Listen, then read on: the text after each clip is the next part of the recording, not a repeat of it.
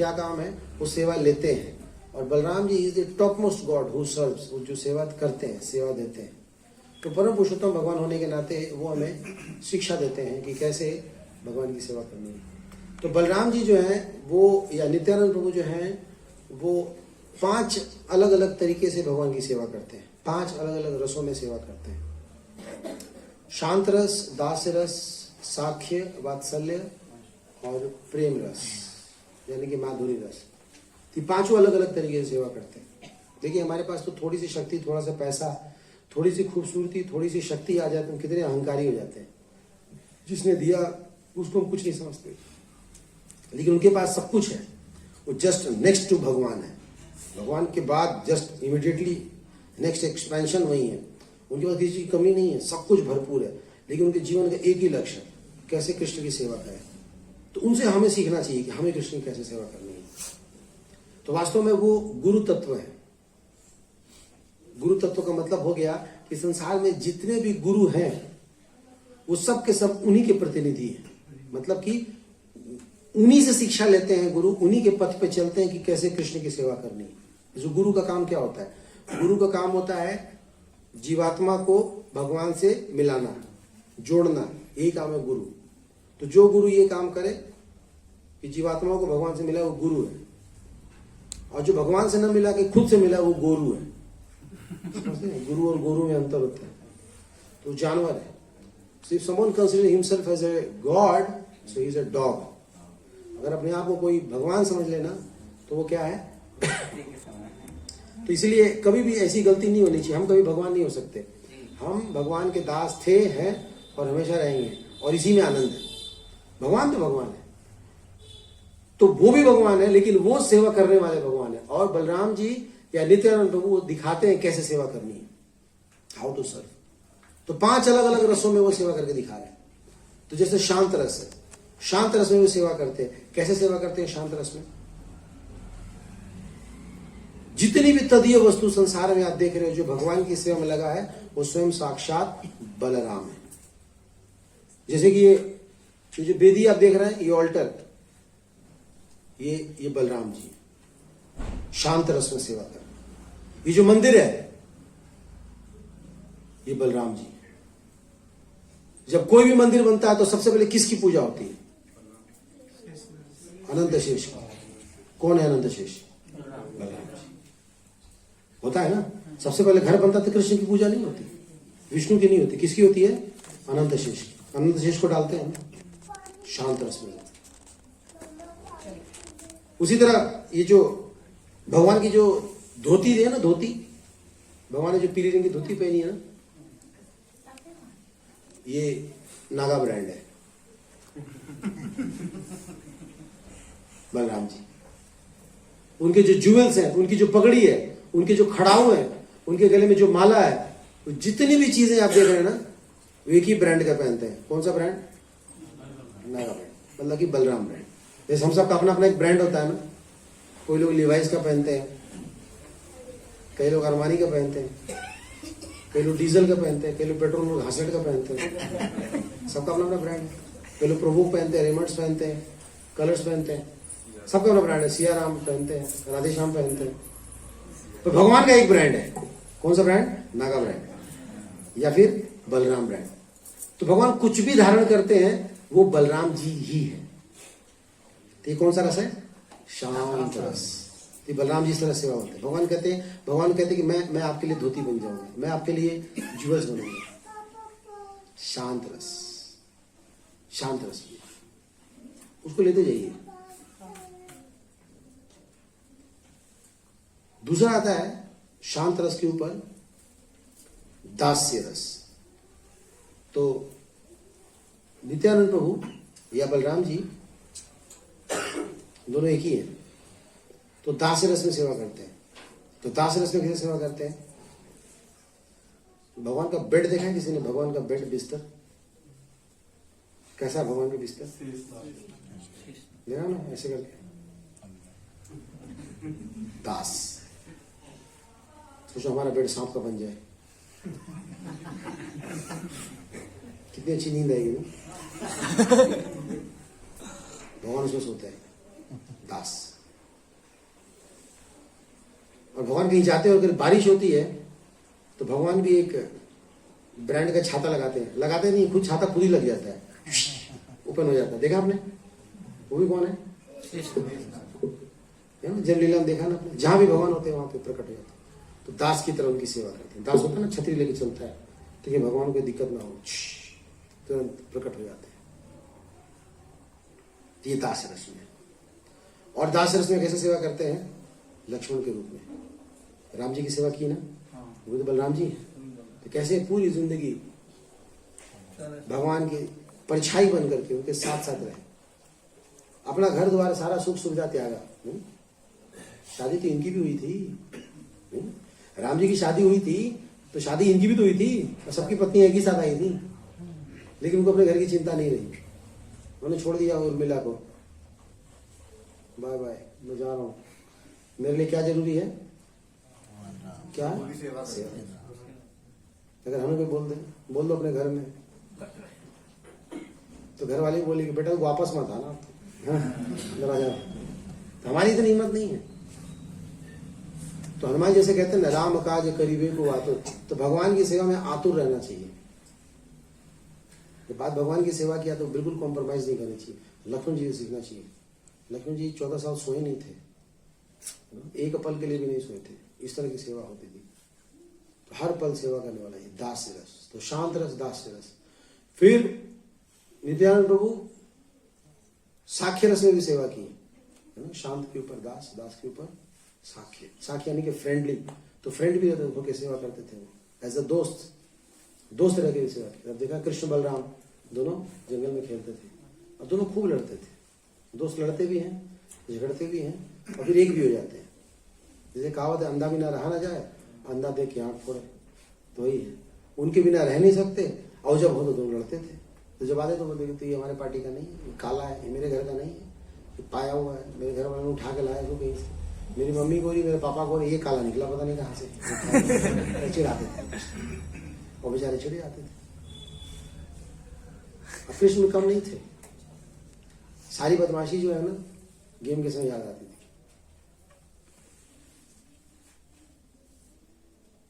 जैसे एक बार क्या हुआ था कि मुझे एक नया बैट मिला था, बैट। तो नया बैट से सबको खेलने का शौक होता है। तो जिसका बैट होता है ना, उसकी बैटिंग पहले होती है। पता आपको ये बात? टॉस कोई भी जीते, बैटिंग उसी की होगी जिसका बैट है, और वो कभी भी एक बार में आउट नहीं माना जाता। पूरा जम के बेईमानी होती है। तो मालूम खेल रहे हैं, आउट ना, आउट ना हो, तो क्लियर था, मैं जा रहा हूँ वापस, मैं नहीं खेलूंगा, अपना बैट लगी। अच्छा भाई ठीक है, अरे यार खिला दे यार, एक बार और खिला दे। ऐसे कृष्ण थे। जहां कुछ होगा लड़ाई झगड़ा कर लेंगे, फिर अपना विकेट लेके, भाई मैं तो जा रहा हूँ, मैंने बंद करो, मैंने तो क्या हो गया, मैंने ऐसे, मैं नहीं खेलूंगा, क्यों, मेरा मन नहीं कर रहा। तो खुद बैटिंग कर ली, फील्डिंग के समय आया तो फिर मेरा पीठ दर्द कर, मैं जा, भूख लगी मुझे। हालांकि उसमें क्रिकेट नहीं होता था, लेकिन कुछ भी ऐसे गेम्स होते थे ना, तो जब मजे लेने थे तो मजे ले लेते थे, और जब अपनी बारी आती थी तो फरार। ऐसे कृष्ण थे।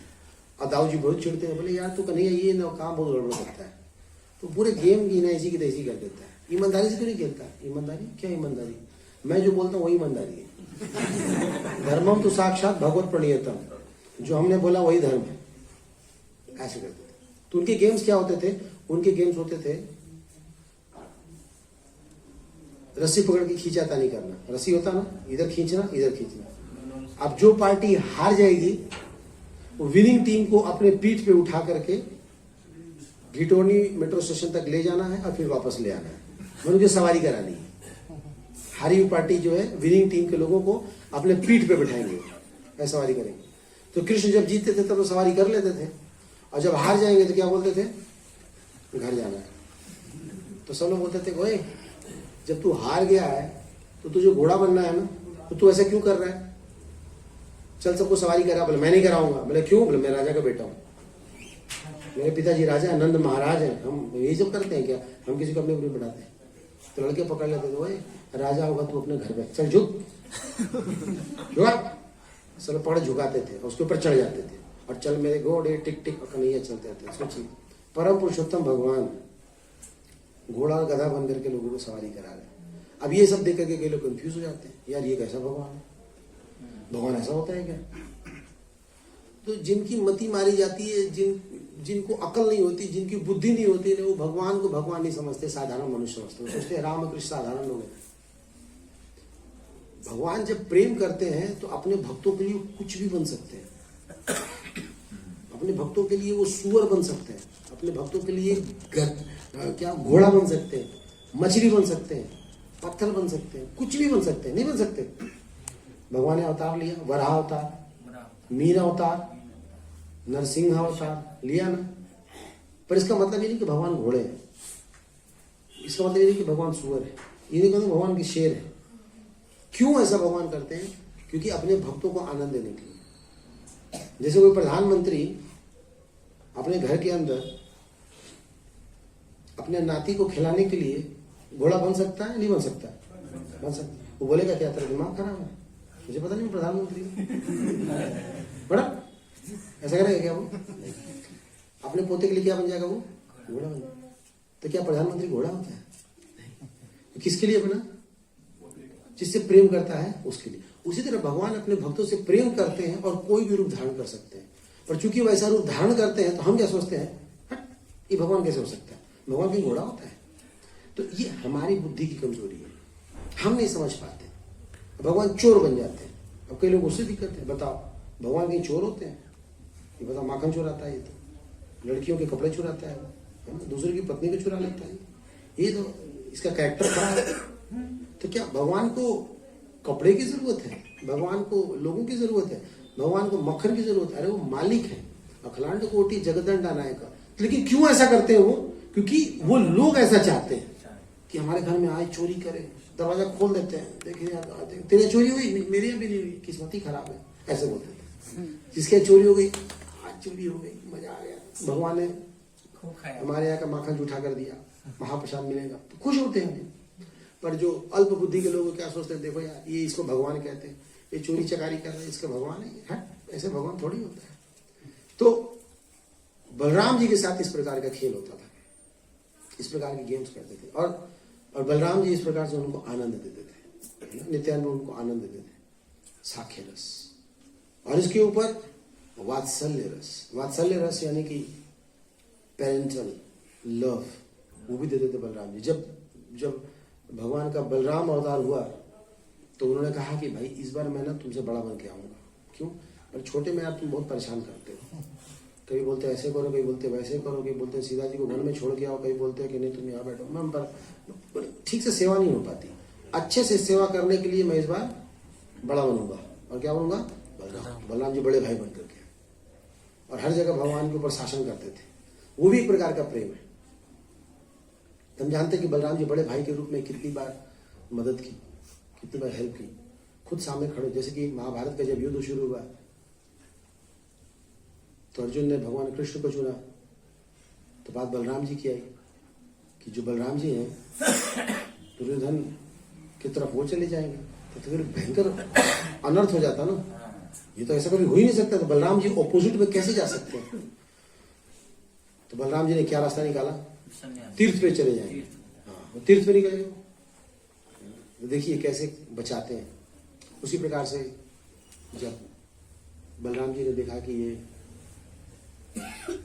रुक्मिणी जी ने पत्र भेजा था कि भाई मेरा विवाह जबरदस्ती ये उग्रवादी से करवा रहे हैं ये लोग, शिशुपाल नाम के, मुझे इसे बयान नहीं करना है, आप आइए और मेरा हरण करके ले चलिए। अब कृष्ण जो है वो निकल गए रथ लेके, और जब कृष्ण निकल गए तो बलराम जी को पता चला। तो बलराम जी ने पूछा फिर कि ये कहाँ चले गए कृष्ण, अचानक दिख ही नहीं रहा। तो किसी ने बताया कि पता नहीं कोई संदेश आया था, उस संदेश को पढ़े और निकल गए एकदम से। तो बलराम जी को बहुत चिंता हुई कि अकेले कहाँ चला गया।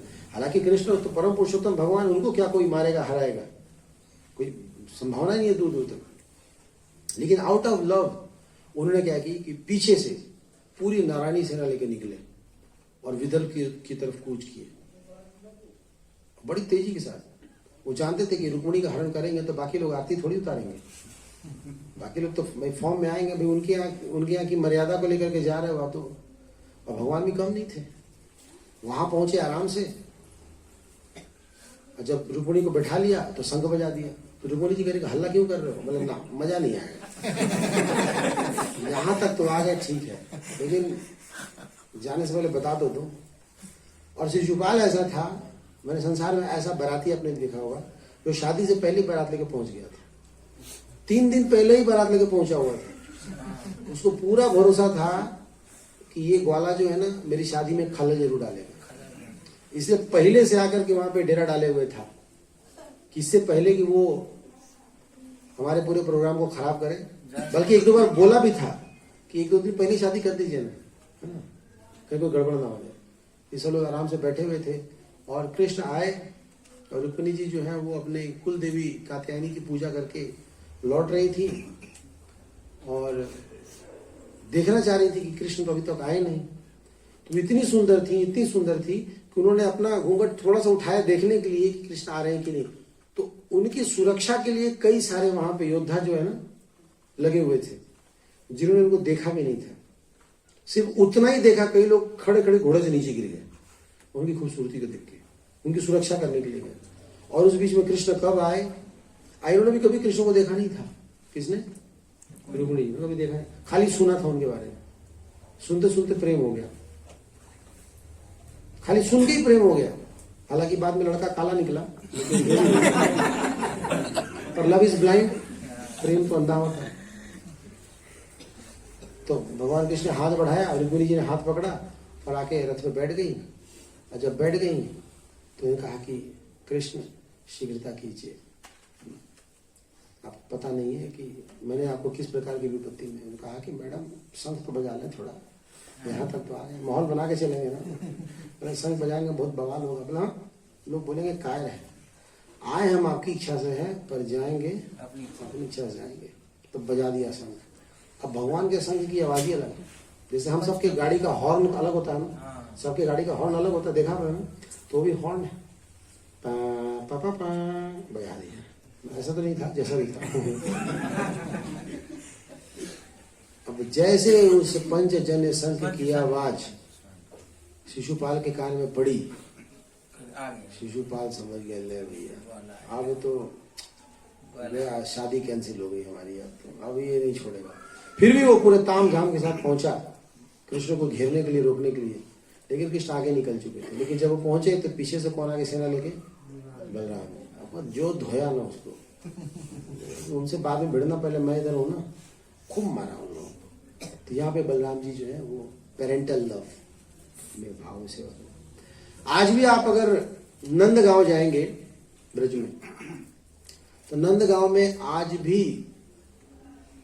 कृष्ण और बलराम दोनों की ड्रेसिंग बिल्कुल एक जैसी होती है। दोनों वाइट, दोनों की पीली धोती, दोनों की पगड़ी, दोनों के ऊपर मोर पंख, दोनों को बांसुरी, दोनों को जूते, दोनों को करधनी, दोनों के गले में माला, सब कुछ सेम सेम सेम सेम रहता है।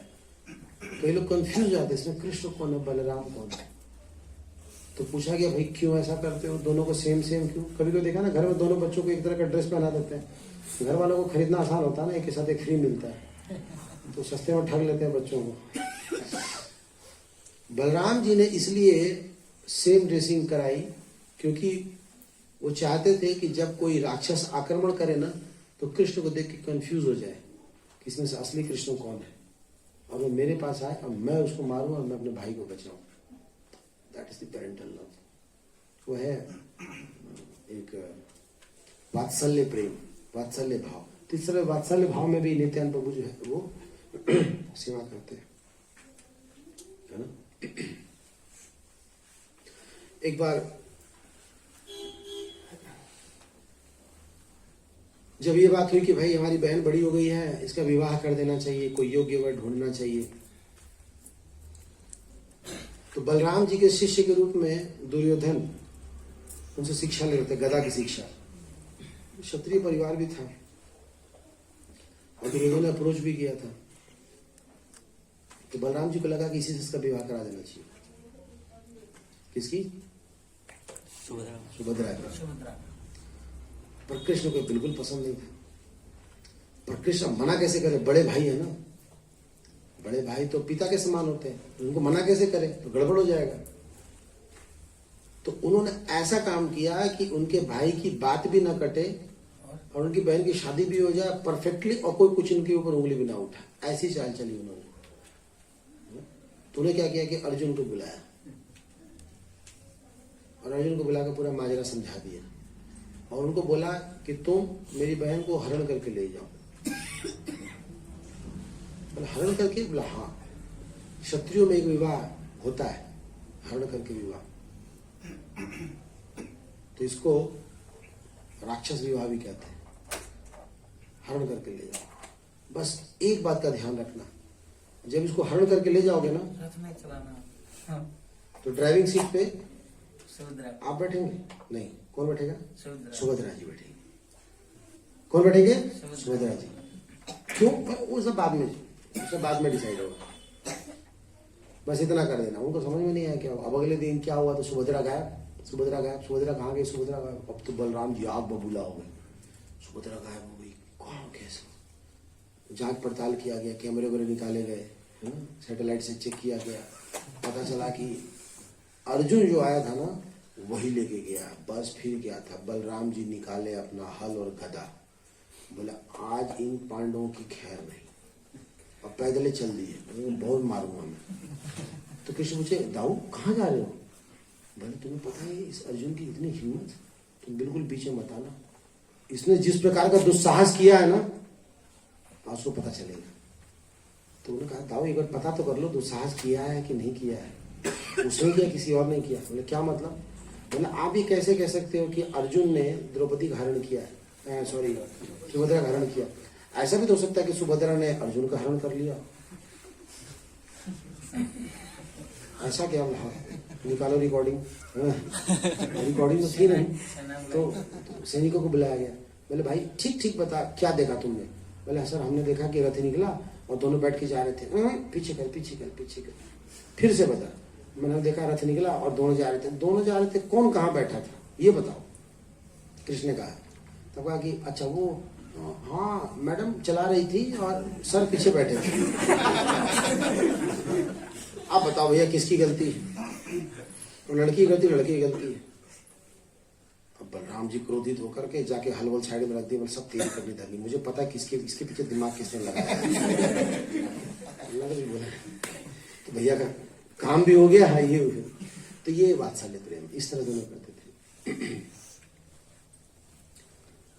और नित्यानंद प्रभु जो है वो भगवान की सेवा माधुर्य भाव में भी करते थे। माधुर्य का मतलब कि एज अ गर्लफ्रेंड या एज अ सखी भी भगवान सेवा करते थे। माधुर्य लीला यानी कि गोपियों की जो लीला है भगवान के साथ, वो भी करते थे। तो भगवान कृष्ण को आनंद देने के लिए वो गोपी बन गए और गोपी बन करके उनके साथ रास किए। देखिए मैंने आपको कहा ना कि जो जिससे प्रेम करता है ना उसके लिए कुछ भी बन जाता है। नहीं, जैसे हम लोग छोटे थे और जब खेलना होता था तो इतने बड़े नहीं थे कि बाहर जाके खेल लें, तो मम्मी हम लोगों की ना बॉलर भी बन जाती थी, बैट्समैन भी बन जाती थी, फील्डर बन जाते, नहीं सब कुछ कर लेते थे। क्योंकि प्रेम होता है ना तो अपने बच्चे के लिए कोई कुछ भी कर सकता है। उसी तरह नित्यानंद प्रभु इतना प्रेम करते हैं भगवान से कि उनके लिए कुछ भी बन जाते हैं और हम लोग कुछ भी नहीं बन पा रहे, किसी एंगल से उनकी सेवा नहीं कर पा रहे। ये कितना बड़ा दुर्भाग्य है।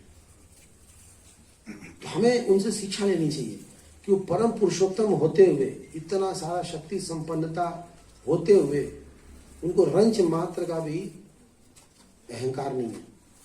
वो पूर्ण रूपेण हर स्थिति में हर तरीके से वो भगवान की सेवा में लगे।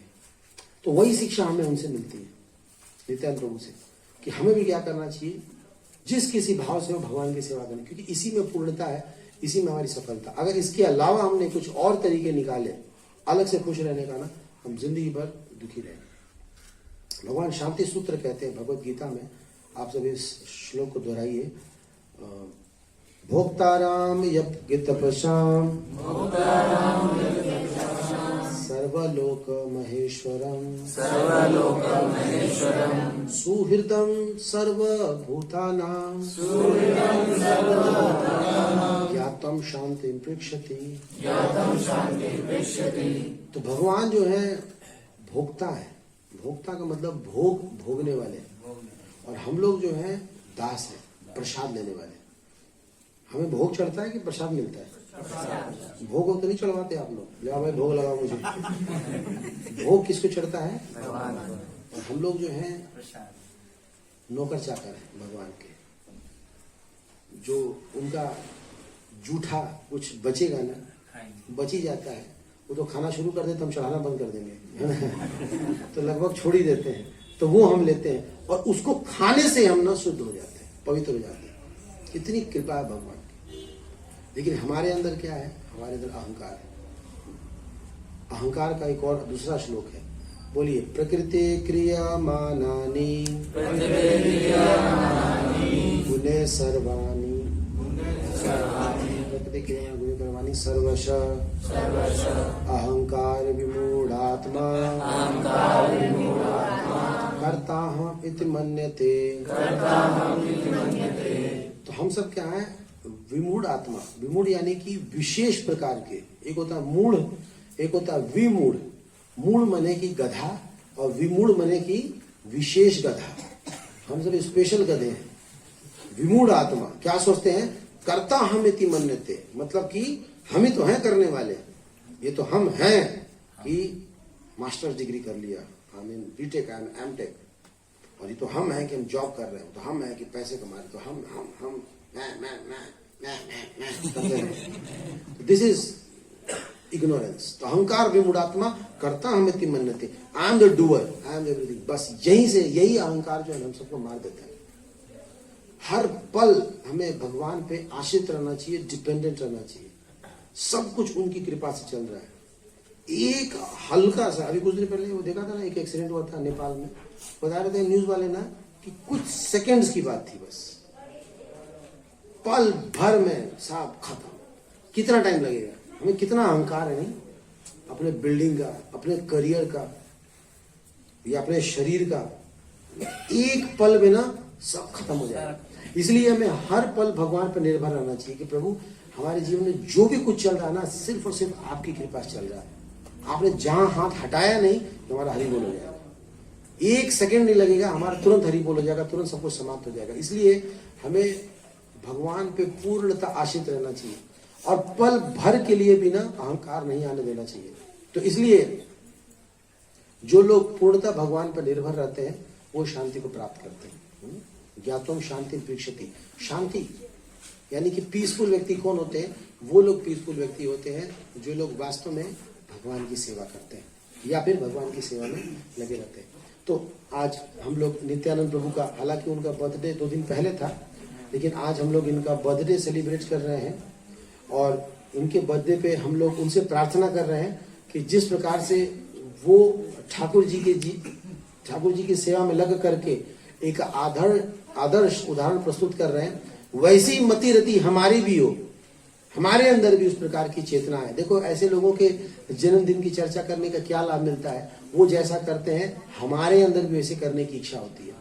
तो हम सब भगवान से प्रार्थना करें कि ये जो हमारे मन में अहंकार बना हुआ है ना कि हम कुछ पाना है, कुछ करके दिखाना है, कुछ नहीं, दिमाग अपना खराब करवाना है आपको, कुछ नहीं होने वाला इससे। बस पूर्ण रूपेण भगवान पे जो है निर्भर रहिए और चाहे विधि राखे राम ताहि विधि रहिए और हरे कृष्णा बोलते रहिए। हरे कृष्णा कृष्णा कृष्णा हरे हरे, हरे राम राम राम हरे हरे। श्री नित्यानंद प्रभु आविर्भाव तिथि महा महोत्सव की जय। किसी का कोई प्रश्न है? ज्यादा आज नहीं बोलूंगा क्योंकि आज 2-3 और एक्टिविटी भी है। अभी हम लोग भगवान को भोग भी लगा रहे हैं और उसके बाद फिर पुष्प अभिषेक भी करेंगे और उसके बाद एक छोटा सा ड्रामा भी है आप लोगों के लिए। तो 2-3, चूंकि फेस्टिवल हम लोग मना रहे हैं तो 2-3 एक्टिविटी और भी है, तो वो सब भी आप देखेंगे। लेकिन उससे पहले किन्हीं का कोई प्रश्न हो, किसी कुछ पूछना है? समझ में आया सबको? Yes no no yes? आगे समझ में पक्का? या तो कुछ समझ में नहीं आया या तो कुछ ज्यादा ही समझ में आया। ठीक है, क्लियर है सबको? ठीक है, तो ये बताइए नित्यानंद प्रभु का जन्म कौन से साल में हुआ था, याद है किसी को? 1486 1486 में 1486 में चैतन्य महाप्रभु हुआ था और उससे वो कितने बड़े थे? 12 साल। तो कब के हुए वो? 1474 1474। नित्यानंद प्रभु के मदर फादर का नाम कौन बताएगा? हाथ खड़े करके बताओ। उनके मदर और फादर का नाम हमने बताया था। हाथ खड़े करने थे, फिर मैं बोलता। क्वेश्चन यही लिख कर आते हैं। ठीक है, हाथ खड़े करके बोलिएगा। ओके, उनका जन्म स्थान कौन सा है? नित्यानंद का जन्म स्थान, जन्म स्थान मैंने बोला था। हाँ जी बताइए बताइए। एक चक्रधाम की जय। तो भगवान कृष्ण ने जब चक्का उठाया था ना भीष्म पितामह को मारने के लिए, देखा था आपने? फोटो देखा है ना? मारा था क्या उससे? छोड़ दिया था, लेकिन चक्का कहीं तो रखना पड़ेगा ना। तो ऐसे करके फेंका ना, तो कहाँ जाके गिरा? बंगाल में। कुरुक्षेत्र से ऐसे फेंका ना, फ्लाइंग डिश फेंकते हैं ना, अपने दोस्त को देखिए पड़ोसी घर में घुस जाता है। उस तरह एक चक्र जो है वो कहाँ पे है? बंगाल में, पश्चिम बंगाल में, वहां पे वो चला गया था। तो उसको कहते एक चक्र धाम। तो वहां पे वीरभूम डिस्ट्रिक्ट में है। ठीक है, ठीक है, ओके। और नित्यानंद प्रभु के भाई का नाम मैंने नहीं बताया ना, उनके भाई का नाम था बांका राय। और 20 साल के लिए उन्होंने पूरी परिक्रमा की थी। ठीक है, नित्यानंद प्रभु 5 तरीकों से भगवान की सेवा करते हैं, 5 अलग अलग रसों में सेवा करते हैं। क्या कोई बता सकता है? मैंने चर्चा की 5 हाथ खड़े करने, क्वेश्चन लीक नहीं करना, सीबीआई जांच होगी फिर। हाथ खड़े करके बताइए 5 अलग अलग रसों में सेवा करते हैं। बस एक माता जी को याद है, और किसी को याद नहीं है? ये मैं कह रहा था, या तो कुछ ज्यादा ही समझ में आ गया या तो कुछ समझ में नहीं आया। अच्छा 3 बता दो, 3 रसों में बता दो। कुछ तो हाथ खड़े हो गए। 2 बता दो, कोई 2 1 रस बता दो, गन्ने का रस बता दो, कोई आप बताओ दाढ़ी वाले प्रभु जी। हाँ, फ्रेंड और भक्त, सब तो भक्ति है। फ्रेंड एक सही है, और शांत वात्सल्य, शांत रस, वात्सल्य रस, साख्य रस, दास्य रस, ठीक है। अब चलो कोई उदाहरण बताओ जरा, कोई शांत रस में नित्यानंद प्रभु भगवान की सेवा कैसे कर सकते हैं? हाथ खड़े करके बताओ। शांत रस में भगवान की सेवा आप बताओ जरा। प्रभु जैसे आपने बताया था कि जैसे ऑल्टर है या जो धोती है प्रभु, मृदंग है, श्री कृष्ण का मृदंग है, ये सारे ये भी कौन है? ये भी बलराम जी, सर को लगाना चाहिए। ये सब के सब भगवान की सेवा में लगे हुए, समझ गया ना? ये शांत रस में। और दास्य रस में कैसे सेवा हो रहा है? दास्य रस में कैसे सेवा कर रहे हैं? शेषनाग के रूप में और लक्ष्मण जी के रूप में सेवा कर रहे हैं। Very good. और साख्य रस में भी सेवा कर रहे हैं वो, एज अ फ्रेंड। कैसे?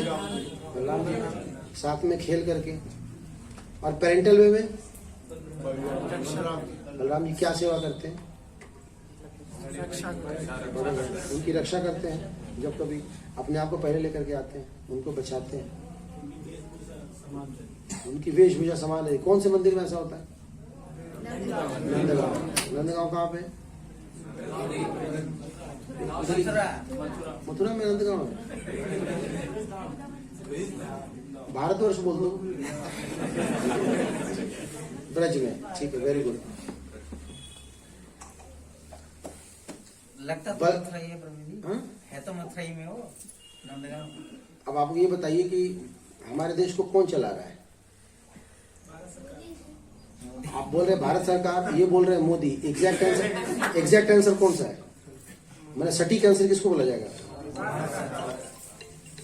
नहीं, अगर डिटेल में पूछा जाए तो भारत सरकार के अंदर आप बोले कि भाई नरेंद्र मोदी सरकार, तो वो ज्यादा स्पेसिफिक हुआ ना उस तरह से, उस पॉइंट ऑफ व्यू। मथुरा तो है ही है, लेकिन इन पर्टिकुलर स्पेस पे जो बताएंगे वो हम बता सकते हैं वृंदावन या ब्रजभूमि में। ठीक है, ओके। बलराम जी या नित्यानंद प्रभु कौन से तत्व को प्रदर्शित करते हैं? किस तत्व को हाईलाइट करते हैं बलराम जी? बताओ। गुरु तत्व। क्या शिक्षा मिलता है गुरु तत्व? What do you mean by गुरु तत्व? हमें भगवान की कैसे सेवा करनी है वो सिखाते हैं हमें। तो हमें बलराम जी जो है क्या सिखाते हैं? दो चीजें सिखाते हैं, बल राम। बलराम जी 2 वर्ड से बना है ना, बल जोड़ राम। तो भगवान हमें, बलराम जी हमें शक्ति देते हैं। कैसी शक्ति देते हैं? भगवान की सेवा करने की, है ना। जैसे आप आरती दिखाते हो ना, तो उसमें शक्ति लगता है कि नहीं? शक्ति नहीं। तो वो जो आप आरती उठा के जो दिखा रहे हो ना, ये जो घुमाने की जो शक्ति है, ये किससे आ रही है? आप किताब उठा के पढ़ते हो ना, उसको समझना होता है शास्त्र को। इस समझने की शक्ति कहां से आती है? ये बल है। या फिर आप कुकिंग करते हो, उसमें भी तो ताकत लगता है, बुद्धि लगती है। वो बल कहां से आता है? बलराम जी से।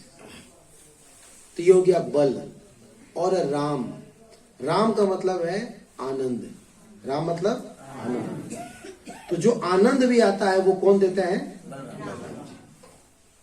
तो आनंद कैसे आता है? जैसे अभी आप कथा सुन रहे हो, अच्छा लग रहा है, मजा आ रहा है, तो मजे कहां से आते हैं? ठीक है। आप कीर्तन सुनते हो, कीर्तन करते हो, नाचते हो, कितना अच्छा लगता है।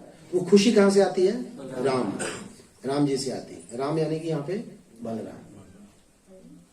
प्रसाद पानी मजा आता है, कितना अच्छा लगता है ना। तो आनंद किसकी वजह से आता है? बलराम जी से। तो नित्यानंद प्रभु अर्थात बलराम जी हमें 2 चीजें दे रहे हैं। क्या क्या? बल और राम, यानी कि शक्ति और आनंद। ये दोनों में कौन दे रहा है? बलराम, यानी कि गुरु तत्व। तो गुरु हमें सिखाते हैं 2 चीजें। क्या सिखाते हैं हमें? कैसे भगवान की सेवा करनी है, कैसे शक्ति का प्रयोग करना है वो भी सिखाते हैं, और कैसे भक्ति में मजे में रहना है वो भी हमें सिखाते हैं। इसलिए बलराम जी किसके प्रतिनिधि हैं? गुरु तत्व के। तो संसार में जितने भी गुरुज हैं वो आज किसके रिप्रेजेंटेटिव हैं? बलराम। तो इसलिए हम सबको उनसे शिक्षा लेनी चाहिए कि कैसे ठाकुर जी की सेवा करनी है। बोलो नित्यानंद प्रभु आविर्भाव तिथि महामहोत्सव की श्री श्री गौर पूर्णिमा महामहोत्सव की राधा पार्थसारथी गौरनिताय सीताराम लक्ष्मण की गौर प्रेमानंदे।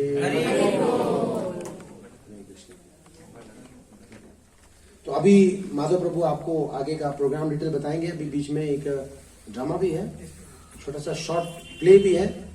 नित्यानंद प्रभु जब चैतन्य महाप्रभु के साथ आए थे तो इन्होंने बहुत सारी लीलाएं की, और उन लीलाओं में एक लीला किया कि 2 पियकड़ों को सुधार दिया, जो बहुत बदमाश थे, जगाई मधाई को, उनको जो है सुधार दिया।